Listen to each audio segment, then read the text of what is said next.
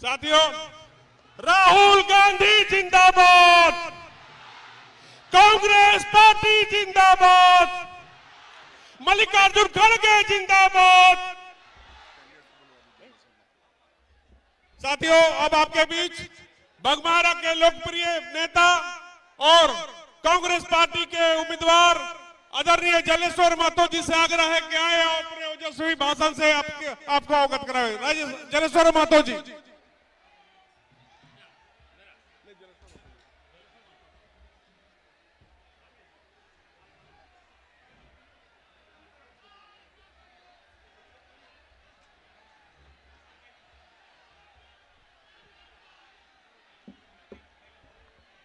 उपस्थित साथियों, जरा शांति बना के रखिए। आपके बीच में लोकप्रिय नेता हमारे कांग्रेस के राहुल गांधी जी आए हुए हैं बाघमारा की धरती में। बाघमारा के लोगों को गर्व होना चाहिए। यह सौभाग्य मिला है बाघमारा की धरती में, माटीगाड़ा की जमीन में। इस कार्यक्रम में हमारे मीर साहब आए हुए हैं, प्रदेश अध्यक्ष आए हुए हैं, धनबाद के उम्मीदवार आए हुए हैं और सभी गण्यमान्य साथी हैं। और आपकी उपस्थिति जो है उसको मैं सलाम करता हूं। आप सुबह से ही जिस ढंग से ताकत दिखाने का काम किए हैं, इस सिलसिलाती धूप में भी आप बैठे हुए हैं, इसलिए आपको मैं सलाम करता हूं। मित्रों, ये बाघमारा की धरती है और बाघमारा की धरती में बीसीसीएल का 70% कोयला का खदान है। यहां रोजगार की कमी नहीं है। श्रीमती इंदिरा गांधी ने नेशनलाइजेशन एक्ट लाया था और यहां के गांव से लेकर मजदूरों को रोजगार मिला था। देश के कोने कोने से लोग यहां के रोजी रोजगार कर रहे थे। सबको सम्मान मिला, अधिकार मिला, पहचान मिला और साथ ही साथ सबको अस्थायी रोजगार मिला। आज जब भारतीय जनता पार्टी की सरकार बनी है केंद्र में, उल्टा हो रहा है। कोयला का खदान निजीकरण, सब आउटसोर्सिंग में जा रहा है। स्टील प्लांट निजीकरण और जितनी उपक्रम थी सरकार की, सारा का सारा चला गया आउटसोर्स में। आउटसोर्स में चला जाने से क्या हो रहा है कि बाघमारा में पलायन की स्थिति जो बनी हुई है, यहां के बच्चे जो पलायन कर रहे हैं। अभी कल ही एक लाश आया है कांड्रा में, एक हफ्ता पहले एक लाश आया है बच्चे का।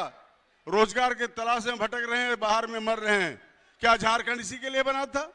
झारखंड इसलिए बना था कि यहां के लोगों को राजनीतिक और आर्थिक और सामाजिक न्याय मिले, सबको समान अधिकार मिले, सबको रोजी मिले, रोजगार मिले और झारखंड जिस उद्देश्य के तहत बना है उस उद्देश्य की पूर्ति हो। यहाँ के बच्चों को बेरोजगार होने का कोई प्रश्न नहीं उठ रहा है। यहाँ के बच्चे को बेरोजगारी का दंश झेलने का कोई सवाल नहीं उठ रहा है। सबको यहाँ रोजगार मिलेगा।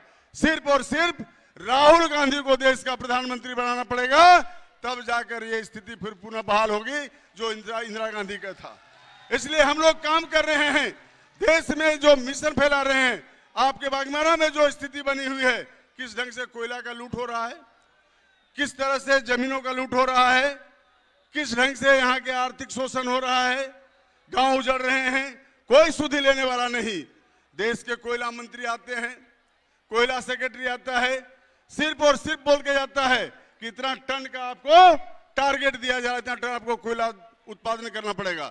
ये नहीं कभी कहता है कि यहाँ के मजदूरों का क्या हालत है, ये नहीं कहता है कि यहाँ के किसानों का क्या हालत है, ये कभी नहीं कहता है जो विस्थापित का क्या हालत है, ये कभी नहीं कहता है कि बेरोजगार युवाओं का कैसे करके रोजगार यहाँ दिया जाए।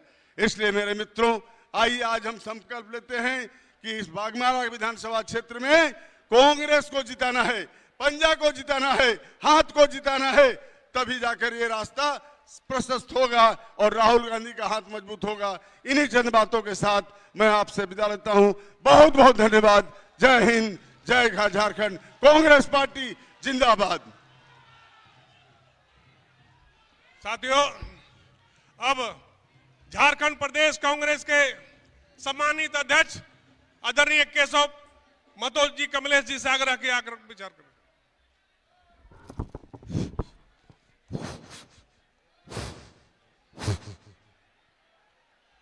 आप लोग जोर से नारा लगाएंगे, राहुल गांधी जिंदाबाद,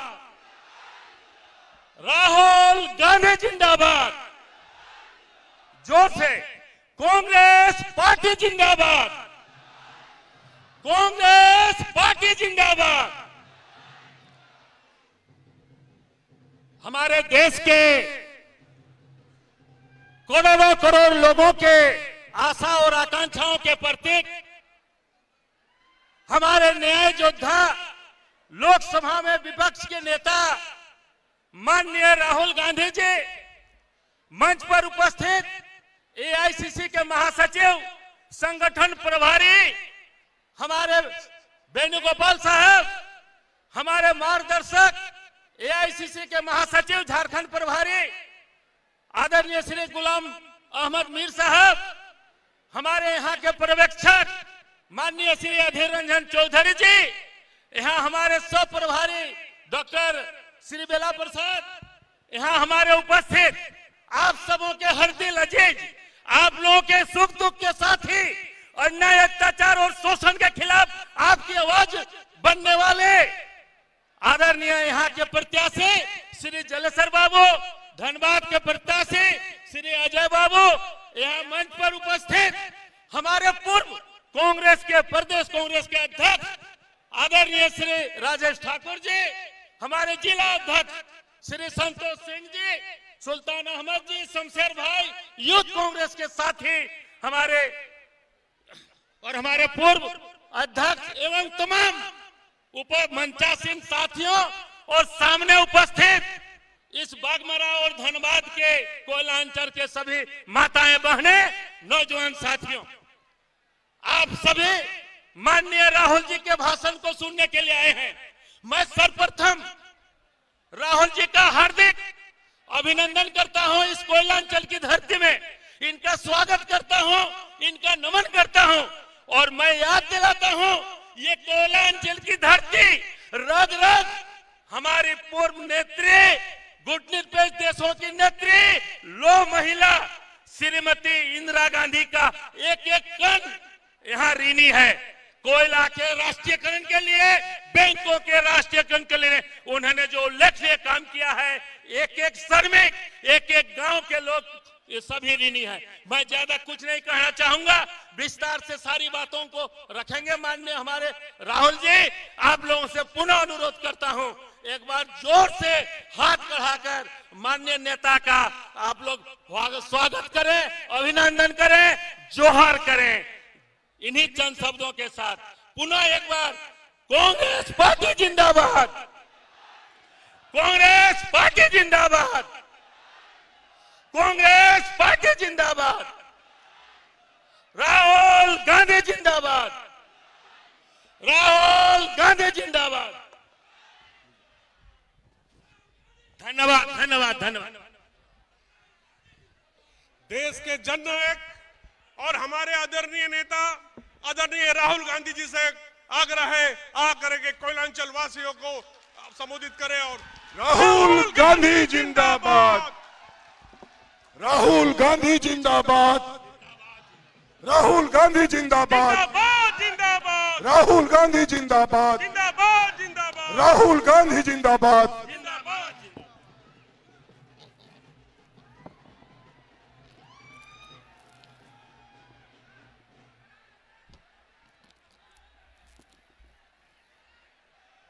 केसी वेणुगोपाल जी, गुलाम अहमद मीर जी,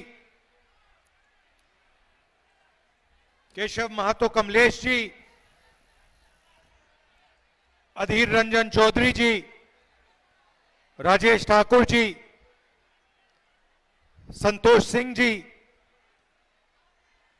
ब्रजेंद्र सिंह जी, सुल्तान अहमद जी, अभिजीत राज जी, रियाजुल अंसारी जी, लकी सोरेन जी, मंजू देवी जी, हमारे कैंडिडेट्स जलेश्वर महातो जी और अजय दुबे जी,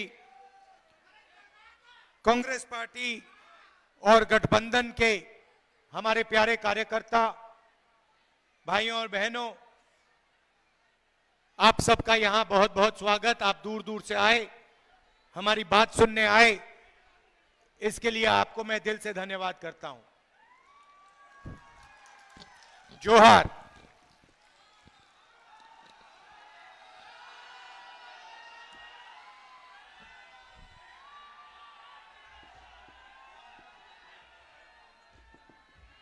यहां भीड़ में बहुत सारे युवा आए हैं। 50% यहां महिलाएं आई हैं।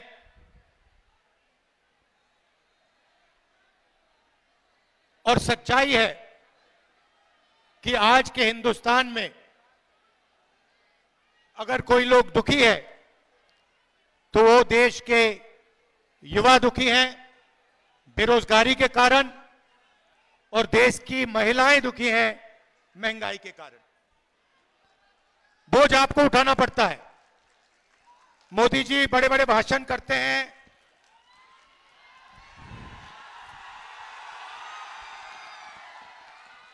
कभी सी प्लेन में चले जाते हैं, कभी समुद्र के नीचे चले जाते हैं, मगर बोझ आपको उठाना पड़ता है। जब पेट्रोल का दाम बढ़ता है, डीजल का दाम बढ़ता है, महंगाई बढ़ती है, तो असली चोट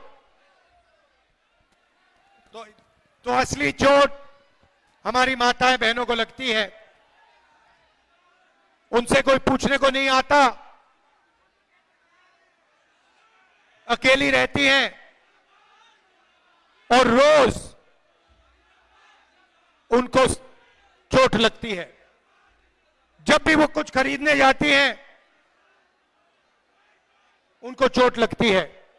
नरेंद्र मोदी जी ने उसमें जीएसटी जोड़ दिया, तो जितना टैक्स आप देते हो, जितना टैक्स हिंदुस्तान के गरीब लोग देते हैं, उतना ही अदानी जी देते हैं। आप शर्ट खरीदते हो, जितना टैक्स आप देते हो उतना गौतम अदानी देता है। ये पूरा टैक्स का जो ढांचा है, हिंदुस्तान के गरीब लोगों से पैसा लेने का तरीका है। सही बात है। आप देखिए, अदानी जी अरबपति है, प्राइवेट हवाई जहाज में 24 घंटा उड़ता है, धारावी की उसको जमीन दी जा रही है, 1 लाख करोड़ रुपए की जमीन उसको दी जा रही है, और जितना टैक्स आप देते हो उतना ही वो देता है। अगर आप टी शर्ट खरीदोगे, जीएसटी जितनी आप दोगे उतनी ही अदानी देगा। तो ये जो नरेंद्र मोदी जी ने जीएसटी का सिस्टम बनाया है, ये गरीबों से चोरी करने का सिस्टम है। और इस देश में गरीब कौन है मैं आपको बता देता हूं। 8% आदिवासी, 15% दलित, 50% पिछड़े वर्ग के लोग, 15% अल्पसंख्यक माइनॉरिटी के लोग, मतलब 90% हिंदुस्तान की आबादी या दलित है, या आदिवासी है, या पिछड़े वर्ग की है, या फिर माइनॉरिटी है। मगर अगर आप देखें, हिंदुस्तान की संस्थाओं को देखें, सरकारी ऑफिसेज में देखें, आपको ये लोग नहीं दिखाई देंगे। आप मीडिया देखते हो, हर रोज हर शाम झारखंड में डिबेट होती है, एंकर एक दूसरे से बात करते हैं, पत्रकार आर्टिकल लिखते हैं। आप मुझे बताओ, टीवी में डिबेट होते हुए आपने कभी किसी गरीब आदिवासी को, किसी किसान को किसी गरीब दलित को, किसी गरीब पिछड़े वर्ग के व्यक्ति को टेलीविजन पे देखा है क्या? नहीं दिख सकता आपको। आपको कभी आपने नरेंद्र मोदी जी को किसान से गले मिलते हुए देखा है? ना।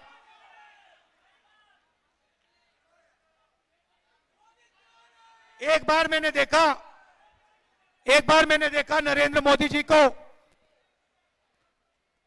वो तारों के पीछे, बार्ब्ड वायर के पीछे 10-15 गरीब बच्चे थे, झिझक के नरेंद्र मोदी जी उनके हाथ पकड़ रहे थे। हिंदुस्तान का प्रधानमंत्री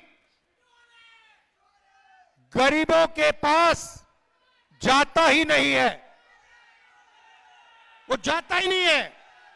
किसानों के पास, आदिवासियों के पास, दलितों के पास, पिछड़ों के पास वो कभी नहीं जाते हैं। वो सिर्फ अदानी जी के साथ, अंबानी जी के साथ जाते हैं। भैया आपने बताया, देश में गरीब लोगों के घर में शादी होती है ना, नरेंद्र मोदी जी अंबानी की शादी में चले गए, किसी गरीब व्यक्ति की शादी में कभी गए? क्योंकि वो उनके हैं, वो आपके नहीं है। ये सच्चाई है। वो अरबपतियों का काम करते हैं। अब देखिए, जीएसटी का पैसा आप देते हो, आपके जेब से निकलता है और वो हिंदुस्तान की सरकार के पास जाता है, लाखों करोड़ रुपए। उसके बाद वो पैसा बजट में बंटता है। बजट को कौन बनाते हैं? 90 अफसर हिंदुस्तान के बजट को बनाते हैं। और झारखंड में जो पैसा बंटता है, यहां भी 70-80 अफसर उसको बांटते हैं। तो मैंने पता लगाया इन 90 अफसरों में जो हिंदुस्तान के बजट को बांटते हैं, इन 90 अफसरों में दलित कितने हैं, आदिवासी कितने हैं, पिछड़े वर्ग के कितने हैं, यह मैंने पता लगाया। आप हैरान हो जाओगे। आदिवासियों की आबादी 8% और हिंदुस्तान के जो बजट को बांटने वाले 90 अफसर हैं, उनमें आपका आदिवासी एक अफसर है, उसको पीछे बैठा रखा है।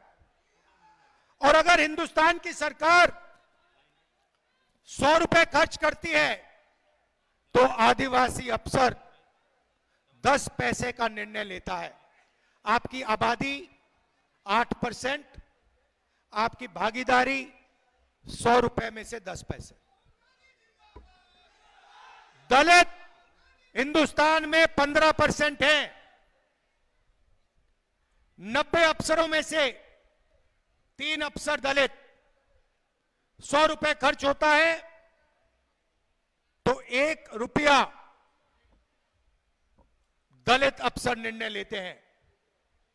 पिछड़े वर्ग कम से कम 50% हैं। 90 में से 3 पिछड़े वर्ग के अफसर हैं और 100 रुपए में से 5 रुपए का निर्णय ये लोग लेते हैं। जोड़ लीजिए, 90% आपकी आबादी है और 6 रुपए 10 पैसे 100 रुपए में से आप निर्णय लेते हो। बड़ी कंपनियों को देखो, अदानी, अंबानी, टाटा, बिरला, अगर आप इनके ऑफिसेज में जाओगे, इनकी मैनेजमेंट टीम को देखोगे, इनके मालिकों को देखोगे, आपको एक आदिवासी, एक दलित, एक पिछड़ा नहीं मिलेगा, एक अल्पसंख्यक नहीं मिलेगा। यह देश की सच्चाई है।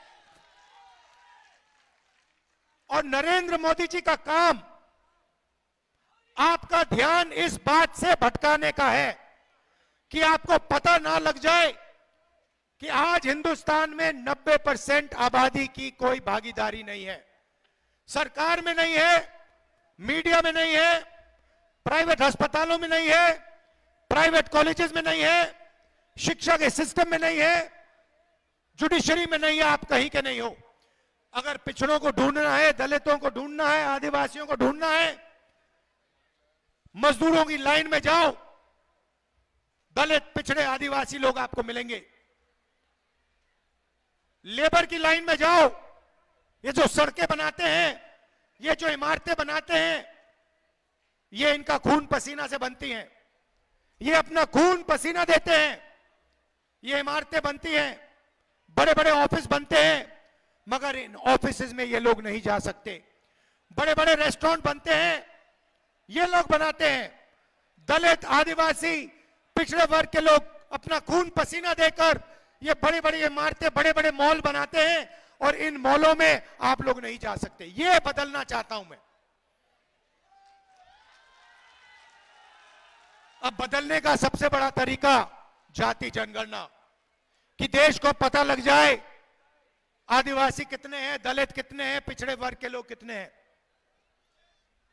दूध का दूध, पानी का पानी साफ हो जाए पूरा, पता लग जाए सबको कि भैया देश का धन कैसे बटा है, सरकारी संस्थाओं में हमारे कितने लोग हैं, दलित कितने हैं, आदिवासी कितने हैं, पिछड़े कितने हैं, सबको पता लग जाए।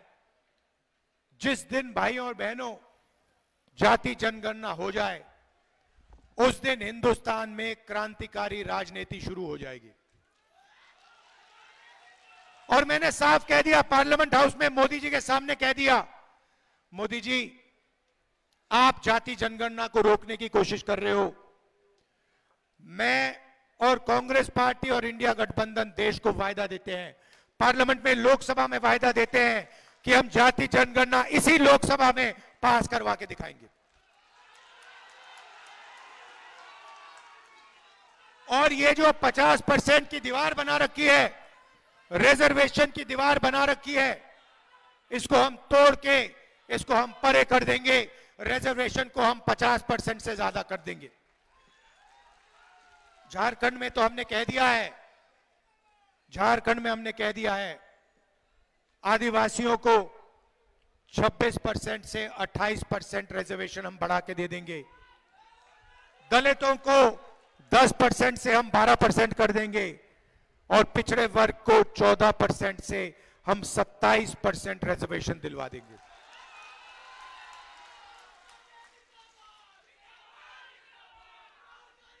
यहां आदिवासी वर्ग के लोग आए हैं, हम आपको आदिवासी कहते हैं, बीजेपी के लोग आपको वनवासी कहते हैं। आपने सुना है ना, वो वनवासी कहते हैं, हम आदिवासी कहते हैं। आदिवासी का मतलब वो लोग जो इस धरती के, इस देश के, इस जंगल के, जमीन के, जल के पहले और असली मालिक थे। यह है आदिवासी शब्द। आदिवासी मतलब पहले मालिक, तो पहले रहते थे वो आदिवासी। आदिवासी शब्द के पीछे एक सोच है, अगर आप पहले मालिक थे तो जल, जंगल और जमीन का अधिकार भी आपको मिलना चाहिए, का फायदा भी आपको मिलना चाहिए। बीजेपी आरएसएस के लोगों ने नया शब्द बनाया, वनवासी। वनवासी का मतलब वो लोग जो जंगल में रहते हैं। वनवासी के पीछे सोच है कि जल, जमीन, जंगल का अधिकार आपको ना मिले, जो आपका है वो आपसे छीन लिया जाए और आपको जंगल में रखा जाए, और आस्ते आस्ते आस्ते आस्ते आस्ते आपसे जंगल छीनते जाते हैं, छीनते जाते हैं, छीनते जाते हैं।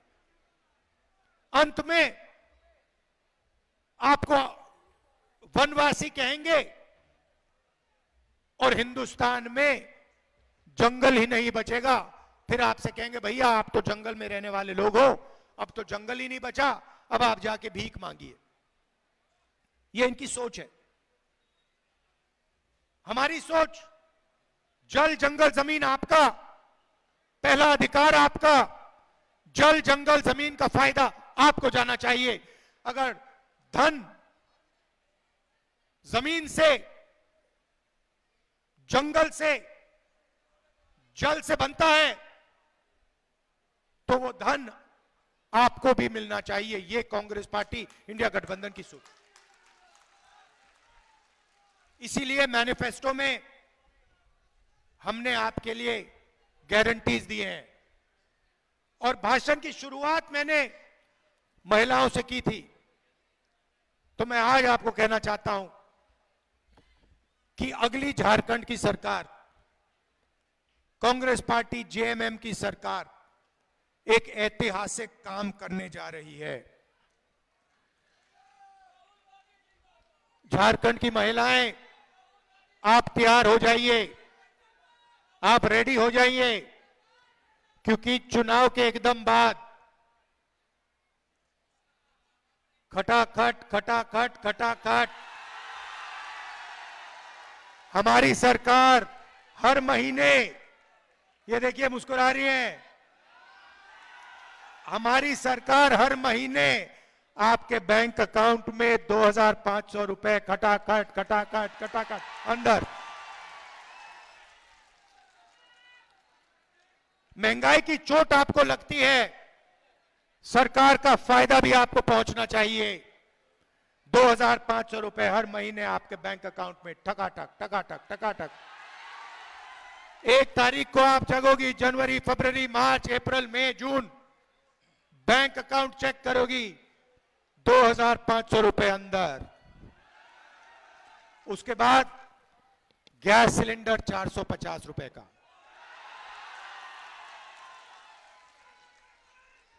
450 रुपए का गैस सिलेंडर, 2,500 रुपए बैंक अकाउंट के अंदर।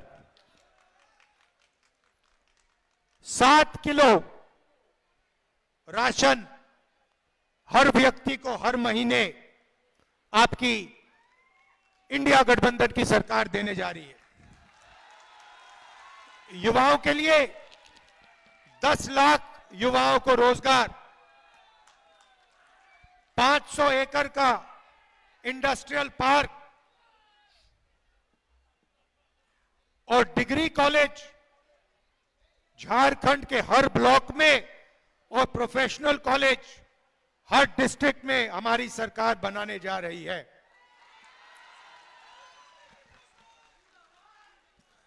किसानों के लिए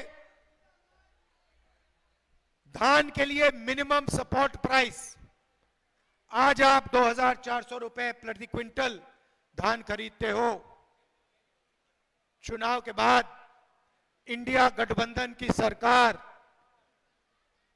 धान के लिए आपको 3,200 रुपए प्रति क्विंटल देने जा रही है।